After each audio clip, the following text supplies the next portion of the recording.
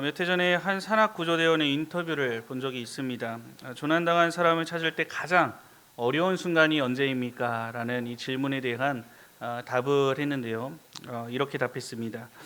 폭설이 내릴 때나 밤이 깊을 때보다 더 어려운 때가 있다고 합니다. 그때가 언제냐 하면 이 조난자가 더 이상 소리를 내지 않을 때, 신호에 있어서도 답이 없고 어떤 말소리를 내지 못할 때다라고 말했습니다. 체력이 다하고 그리고 어떠한 상황에서는 희망이 사라져서 포기해버리는 것입니다. 사람은 구조 신호를 보내는 것조차 멈춰버린다고 합니다. 반대로 미약하더라도 끝까지 소리를 내는 사람은 구조될 가능성이 훨씬 높다고 합니다. 이 구조대는 그 작은 소리를 붙잡고 끝까지 그 사람을 찾아가기 때문입니다. 이 신앙의 여정에서도 이것과 비슷한 일들이 일어납니다.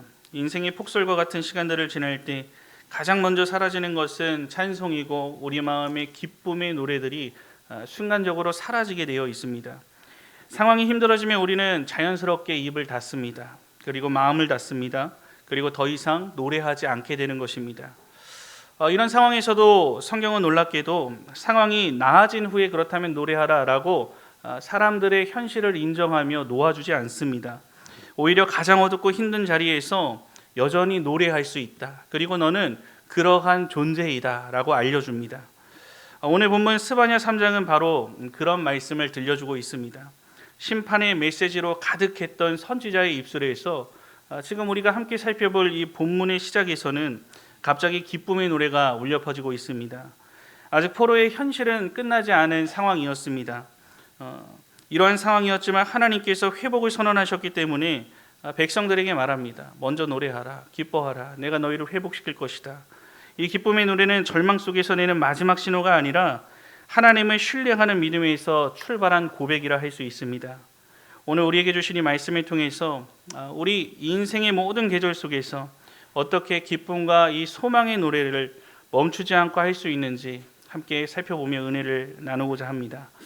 먼저 어떻게 기쁨의 노래를 멈추지 않고 부를 수 있습니까? 첫 번째로 하나님께서 우리를 위해 하신 일을 생각하며 기뻐할 수 있습니다. 오늘 본문 14절부터 우리 17절 상반절인데요. 베푸실 전능자이시라 17절의 이 부분까지 함께 합독해서 읽어보도록 하겠습니다. 시작. 시온에 따라 노래할지어다. 이스라엘아 기쁘게 부를지어다. 예루살렘 따라 전심으로 기뻐하며 즐거워할지어다. 여호와가 내 형벌을 제거하였고 내 원수를 쫓아냈으며 이스라엘 왕 여호와가 내 가운데 계시니 내가 다시는 화를 당할까 두려워하지 아니할 것이라. 그날에 사람이 예루살렘에 이르기를 두려워하지 말라. 시온아 내 손을 늘어뜨리지 말라. 너의 하나님 여호와가 너의 가운데에 계시니 그는 구원을 베푸실 전능자이시라. 아멘. 지금 스바냐 선지자는 선민을 향해서 말합니다. 구원의 기쁨을 노래하라 라고 선포하고 있습니다. 본문에 여러 이름들이 등장합니다. 시온의 딸, 이스라엘, 그리고 예루살렘의 딸 이렇게 나타나는데요. 이것은 모두 동일한 한 사람, 즉 이스라엘 백성을 지칭해서 이르는 말들입니다. 비록 그들은 여전히 포로의 현실 가운데 놓여 있었지만 하나님은 그들에게 뭐라고 말씀하십니까? 기쁘게 노래해라.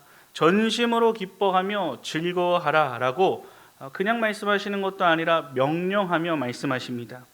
2002년 월드컵 때를 기억하시는 분들이 있으십니까? 아마 그때 태어나시거나 그 이후에 태어나신 분들도 있을 것인데 저는 그 시절을 생생하게 기억합니다. 대한민국이 4강에 진출했을 때입니다. 온 국민이 기쁨에 젖어서 길거리에서 누가 듣든 상관없이 오필슨 코리아를 외치고 또한 거리에는 차량의 경적 소리가 박수소리처럼 울려 퍼졌고 어디서나 대한민국이 외쳐졌던 시절이었습니다.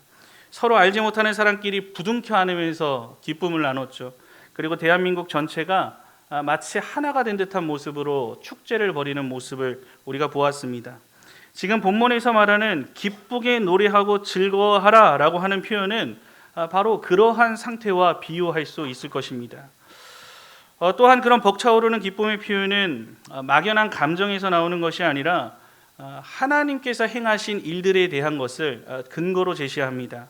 그 구체적인 내용들이 무엇입니까? 이어지는 15절에서 17절 상반절까지 기록되어 있는 내용들입니다. 먼저 15절을 보시면요. 여호와께서 내 형벌을 제거했다라고 했습니다. 그들이 받을 형벌, 그들이 받을 모든 것들을 제거했다라고 말씀하십니다. 스바냐는 하나님의 말씀을 지금 처음 대언하기 시작한 때부터, 즉 1장부터 시작해서 오늘 본문에 이르기까지 이 유다와 예루살렘의 죄악을 지적했습니다. 그리고 그러한 죄악 때문에 너희들이 받는 심판은 너무나도 정당하고 마땅한 것이다 라고 끊임없이 선포해 왔습니다. 그런데 지금 하나님께서는 갑작스럽게 심판에 대한 형벌을 선지자를 통하여서 제거할 것이다 라고 말씀하고 있는 것입니다. 앞서 내용을 보면은 백성들이 형벌을 제거할 만한 어떠한 행위를 했다든지 공로를 쌓았다는 기록은 전혀 등장하지 않습니다. 이것은 이 말씀이 인간의 행위에 대한 보상으로 주어진 것이 아니라는 것을 분명히 나타내주고 있는 것입니다. 그렇다면 포로로 살아가는 형벌의 기간이 다 채워져서 그런 것인가? 하나님께서 정하신 그 포로로서의 기간이 있는 것인가? 라고 생각할 수도 있지만 그렇지도 않습니다. 만약 그렇게 이해한다면 어떻겠습니까? 형벌을 면하게 된 주체가 하나님이 아니라 인간이 됩니다. 인간이 그 고난의 때를 인내하며 잘 버텨온 결과 형벌이 면해졌다는 결론에 이르기 때문입니다. 그렇다면 하나님은 어떤 근거로 지금 형벌을 제거하셨다고 선포하시는 것입니까? 이 내용은 하나님의 주권에 근거한 은혜로운 결정으로 볼 수 있어야 합니다. 언약에 신실하신 하나님께서는 이 당신의 백성 삼으신 이스라엘이 멸망의 길로 가는 것을 절대로 원하지 않으시는 분이십니다. 이스라엘 백성은 하나님의 끊임없이 배신을 했습니다. 그리고 지금 심판의 모습도 그 배신에 대한 결과로 주어진 모습이었습니다.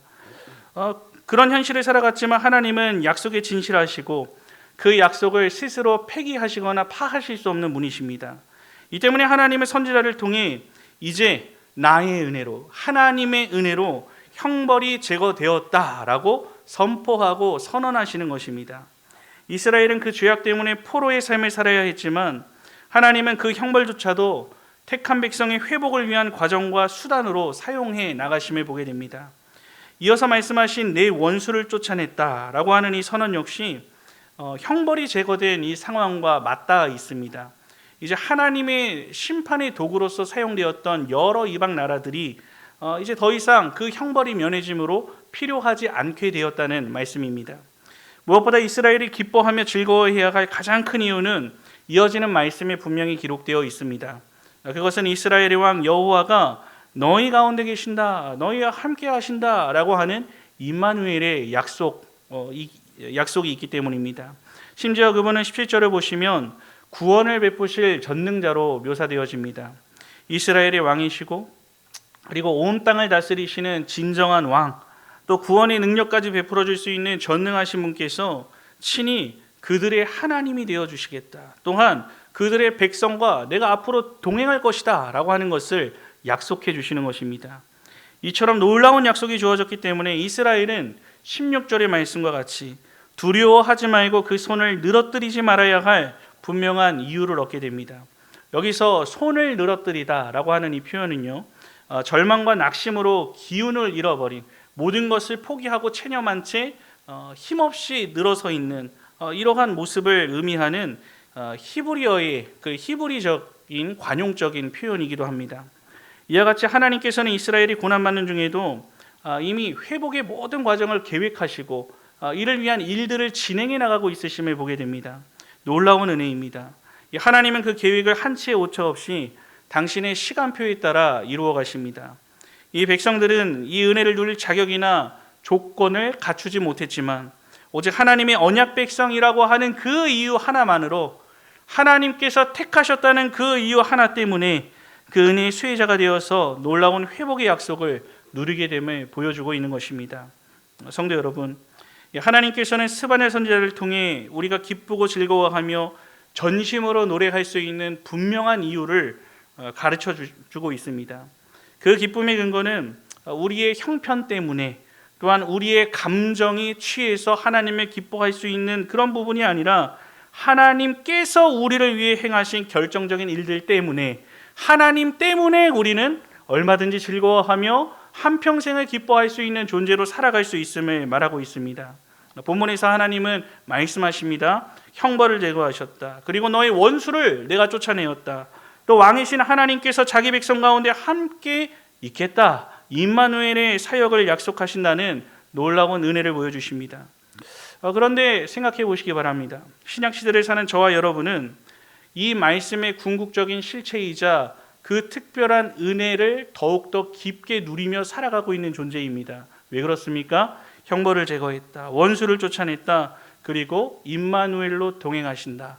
누구를 통하여서 우리가 확신함으로 얻게 된 은혜입니까?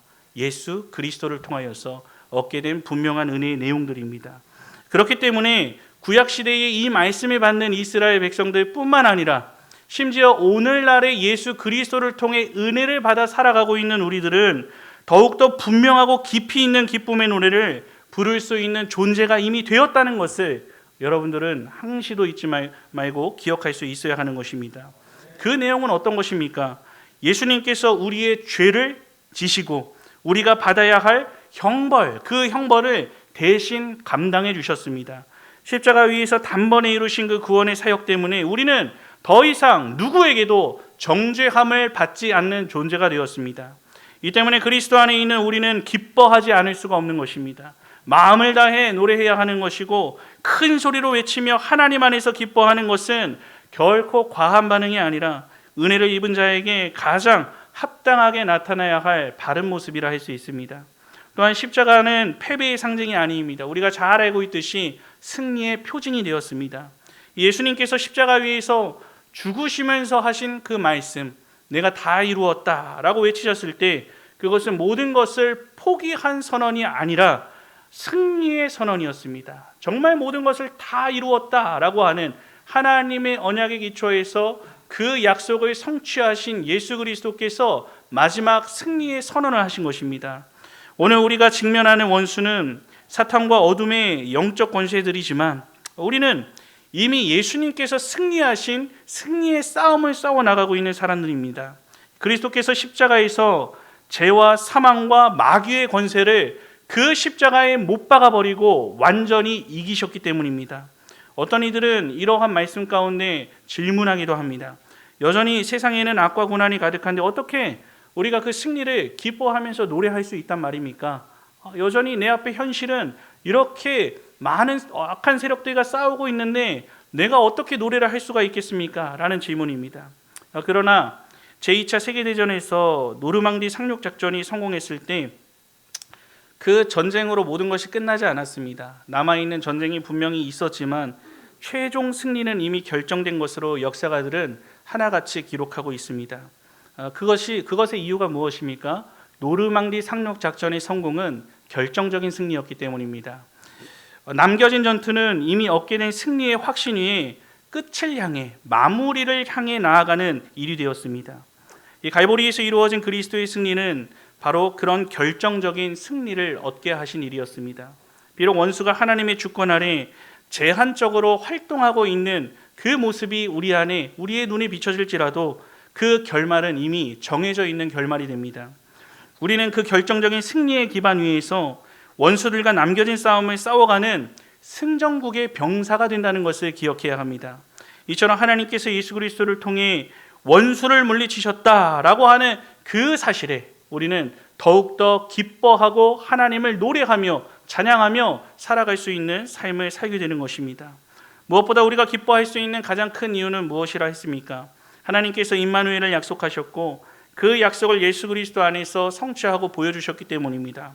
하나님은 멀리서 너희가 구원받았다라고 선포하시는 것만이 아니었습니다. 그 일을 위해서 행하신 일들이 있었습니다. 아기 예수를 이 땅에 보내셔서 우리의 삶 한가운데로 들어오셨습니다. 함께 하신 것이죠. 또한 그분의 오심으로 모든 구원의 계획은 현실이 되었습니다. 또 십자가와 부활로 승리는 확정되었습니다. 더 나아가 성령을 우리 마음에 보내셔서 지금도 우리의 삶을 다스리시고 우리 안에 내주하시면서 임마누엘로 교통하시고 그분과 한시도 떨어짐 없이 동행하며 살도록 함께 해주십니다. 이 임재의 은혜 때문에 우리는 어느 순간에서든 언제든 하나님 앞에 기뻐하는 노래를 부를 수 있는 존재가 된다는 것을 기억해야 합니다. 이 때문에 기쁨과 즐거움의 권면은 구약시대의 스바냐의 입술에서만 머물러 있지 않습니다. 오히려 예수 그리스도의 은혜를 누리는 오늘 우리가 더욱더 실제적이고 구체적으로 누리고 있는 은혜이기에 마땅히 기쁨의 노래를 부를 수 있어야 합니다.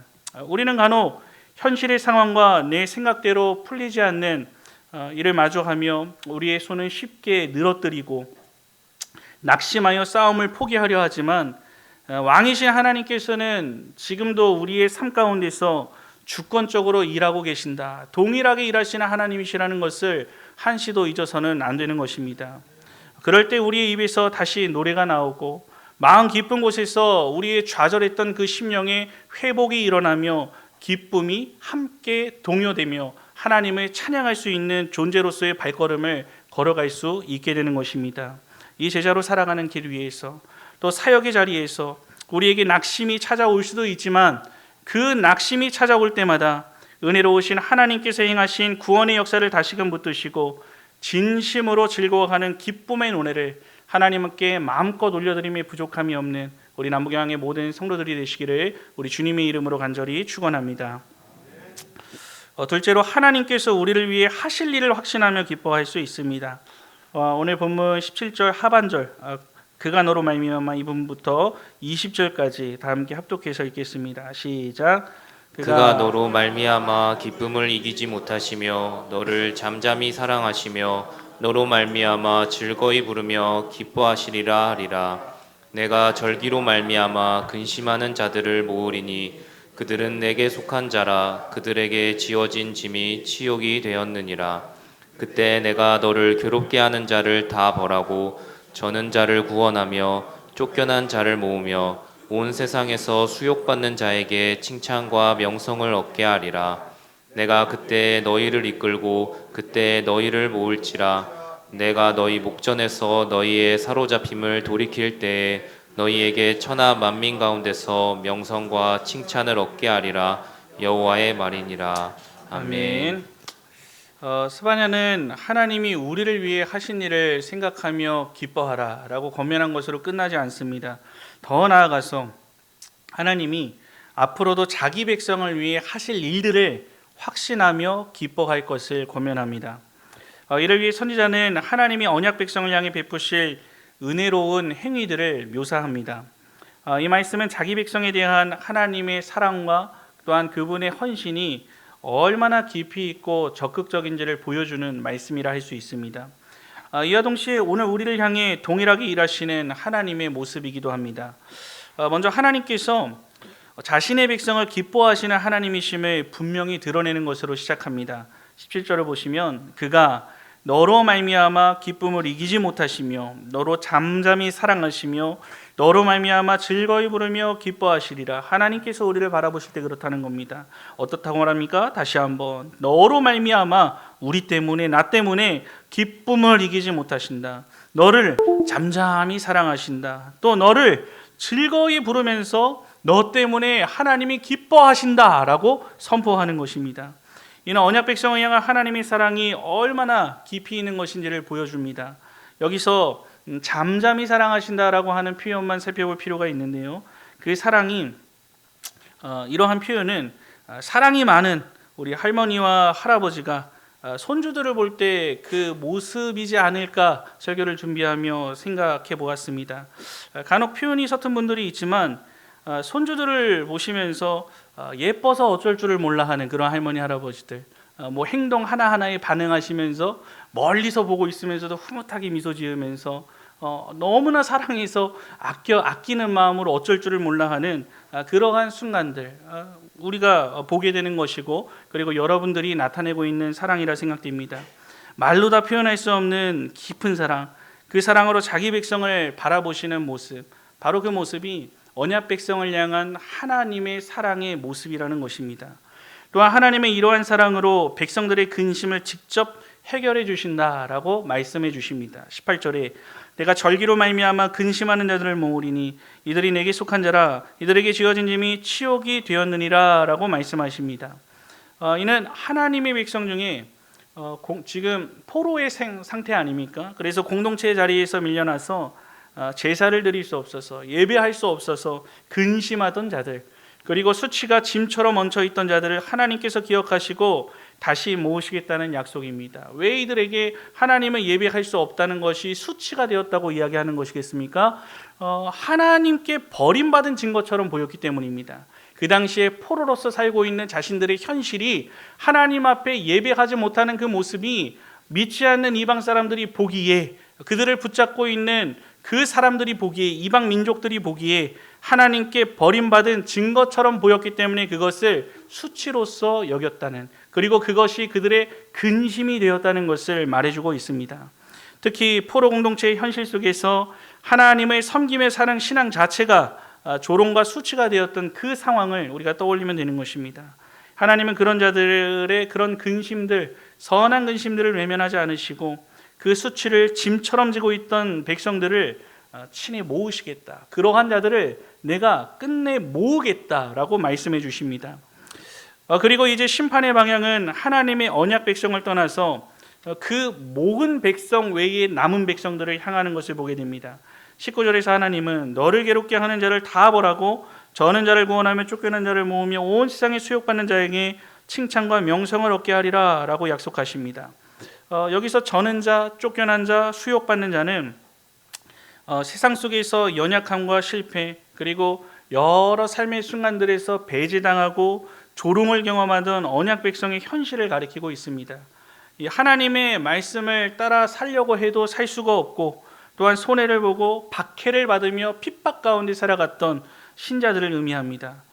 그러나 하나님께서는 그들을 끝까지 그 상태에 내버려 두지 않으신다는 것입니다. 하나님은 그들을 모으시고 그들을 괴롭혔던 모든 세력에서 해방을 얻게 하시고 자유함을 얻게 하시고 하나님의 칭찬과 명성을 주시는 회복의 자리에 이르게 할 것이라는 것을 분명히 약속해 주십니다. 물론 여기서 칭찬과 명성의 자리에 이르게 한다는 것은 세상이 주는 박수라든지 세상이 주는 인정을 뜻하는 것이 아닙니다. 일상에서 봤던 그 수치의 상황들, 세상으로부터 예수님의 언약 백성이라는 이유로 수치와 조롱을 받던 그 모든 상황들을 하나님께서는 뒤집으셔서 영광으로 바꾸시는 하나님의 반전을 의미하고 있는 것입니다. 이처럼 하나님은 말없는 깊은 사랑으로 우리를 품으실 뿐만 아니라 그 사랑으로 우리의 두려움과 우리 인생에 나타나는 여러 소란스러운 상황들을 잠잠케 하시는 놀라운 은혜를 베푸신다라고 스바냐 선지자를 통해 말씀해 주십니다. 성도 여러분, 어린아이가 그림을 그릴 때를 기억하십니까? 종이에 그려진 그림은 선도 삐뚤고 그리고 색의 조합도 무언가 어색합니다. 제 아이가 지금 사람을 그릴 때 보면은 동그라미, 세모, 네모로 머리, 몸통, 다리를 표현하는 것을 보게 됩니다. 색감들을 사용할 때도 빨주노초, 파남보와 같이 정해진 무지개와 같은 것들은 그리지만 현실의 색으로 잘 표현하지 않고 자신이 좋아하는 여러 색들로 채워나가는 경우들, 이러한 상황들을 보게 됩니다. 그런데 간혹 아이들의 표현의 자유를 인정해 주지 못하고 이렇게 그리는 건 잘못됐다, 틀렸다라는 등, 또한 여기는 이 색이 들어가는 게 맞다라고 하는 등 결과 중심의 피드백을 받는 아이들은 그림을 그릴 때 누군가의 평가에 더 신경을 집중한다고 합니다. 그렇게 되면 아이가 그림을 그리면서 계속 주변의 반응을 살피게 되는 것입니다. 평가의 영향을 받는 아이들은 주변의 눈치를 보면서 정답을 찾으려고 그림을 그려나갈 것이지만 일반적인 경우라면 어떻겠습니까? 자신이 어떤 그림을 그려도 칭찬해 주실 주변 사람들, 칭찬해 주실 부모님, 칭찬해 주시고 환호해 주실 할아버지와 할머니가 있다는 것을 알기에 어떤 그림이라도 자신 있게 그려나가면서 그것을 자랑하고자 할 것입니다. 오늘 본문을 통해 살펴본 언약 백성을 향한 하나님의 마음은 어떻겠습니까? 냉정한 평가표를 가지고 여러분들을 바라보며 서 계신 분이 아니십니다. 오히려 우리를 바라보시며 여러분을 때문에 기쁨을 이기지 못하고 잠잠히 사랑하시면서 즐거이 노래를 하시며 기뻐하시는 분이 바로 여호와 하나님이시라는 것을 기억해야 합니다. 이 말은 하나님이 우리의 죄나 연약함을 가볍게 여기신다는 뜻은 결코 아닙니다. 무조건 오냐 하는 이런 사랑의 방식을 뜻하지도 않습니다. 이 사랑은 우리의 불순종을 정당화하는 사랑이 아니라 회개하고 다시 순종으로 나아가게 하는 사랑까지도 의미합니다. 그 풍성한 사랑 때문에 우리를 끝까지 포기하지 않으시고 죄의 자리에서도 다시 회복의 자리로 일으키시어 이끌어 주시는 그 사랑을 보여주십니다. 이 사실을 아는 사람은 어떻겠습니까? 신앙생활의 방향이 달라질 수밖에 없습니다. 하나님께 인정을 받기 위해 무언가 점수를 따기 위한 것처럼 신앙생활을 하는 것이 아니라 이미 사랑받고 있음을 확신하며 더 기쁨으로 그 하나님의 기쁨을 위해서 내가 무엇을 할 수 있을까를 생각하는 삶으로 바뀌기 때문입니다. 자유함 가운데 하나님의 사랑을 누리는 그 사랑 안에서 내가 마땅히 그분을 위해 어떻게 살아가야 할지를 고민하는 것입니다. 부모가 자녀를 사랑할 때 그 자녀가 부모의 사랑을 확신하고 있을 때에 부모가 무엇을 평가할지를 두려워하면서 착한 행동을 하려고 하지 않습니다. 그 부모가 나를 사랑하는 자유함 가운데에 내가 할 수 있는 일들을 하며 순종함으로써 그 삶이 완전히 전환된 복음 중심의 삶으로 바뀐다는 것을 의미합니다. 성도 여러분, 그렇다면 이 말씀 앞에 우리들의 모습은 어떻습니까? 하나님 앞에 서게 될 때 하나님의 기쁨이 되는 존재가 진정 맞다고 자신 있게 말씀하실 분들이 있습니까? 이 질문에 답하기 전에 아마도 여러분이 영적으로 넘어졌을 때 또는 순종하지 못했을 때 그리고 연약에 빠져서 하나님을 찾지 않았을 때 여러 연약한 모습들을 떠올리시는 경우가 많을 것입니다. 심지어 우리는 여전히 하나님 앞에 연약한 존재임을 생각해보고 바라본다면 나를 향한 하나님의 마음은 실망으로 가득 차 있을 것이라 생각할 수도 있습니다. 사람과의 관계에서도 나를 믿어준 어떤 사람에게서 계속해서 발전되길 원하는데 나아진 모습을 전혀 보여주지 못하고 반복된 잘못을 보일 때 그 믿음에 금이 갈 것이고 믿어줬던 사람은 실망감으로 가득하게 될 것입니다. 그러나 오늘 본문은 이러한 인간 세계에서의 관계와는 전혀 다른 그림 한 가지를 보여주고 있습니다. 하나님은 당신의 백성을 향해 한숨 쉬시는 분이 결코 아니라는 것입니다. 기쁨을 이기지 못하는 분이라는 것을 분명히 나타내 보여주고 있습니다. 기쁨을 이기지 못하실 정도로 사랑하시네 잠잠히 바라보시면서 우리를 품어주시는 깊이 있는 사랑입니다. 이러한 하나님의 사랑은 우리의 근심에 그냥 방치하지 않습니다. 예배와 절기의 기쁨을 이뤄 근심하던 자들을 친히 모으셔서 영적 회복의 길을 열어주셨던 것과 같이 하나님 앞에 매번 죄를 반복하며 연약한 모습만 남은 우리의 마음이 근심으로 쌓여가는 여러 모양의 영적 상실감을 하나님께서는 직접 품으시고 그것을 내가 해결할 것이다 라고 말씀해 주시는 분이십니다. 어떻게 그렇게 하신다는 것입니까? 그런 우리를 버리지 않으신다는 것입니다. 그리고 다시 회복의 길을 여셔서 내가 사랑하는 내게 속한 자라고 우리에게 친히 말씀해 주시면서 다시 그 품에 들어오도록 불러주심으로 회복의 길을 끊임없이 열어주시는 사랑과 은혜가 한이 없으신 하나님이심을 기억해야 하는 것입니다. 그리고 그 은혜 속에 하나님을 위해 열심히 사는 영성을 회복시켜 주시고 이때 받게 되는 세상에서 받게 되는 외면과 수치와 같은 모든 상황을 잊지 않고 칭찬과 명성의 자리로 우리를 이끌어 주십니다. 이를 확신할 때 성도의 기쁨은 현재의 평가나 시선에 달려있지 않다는 것을 우리는 알 수 있습니다.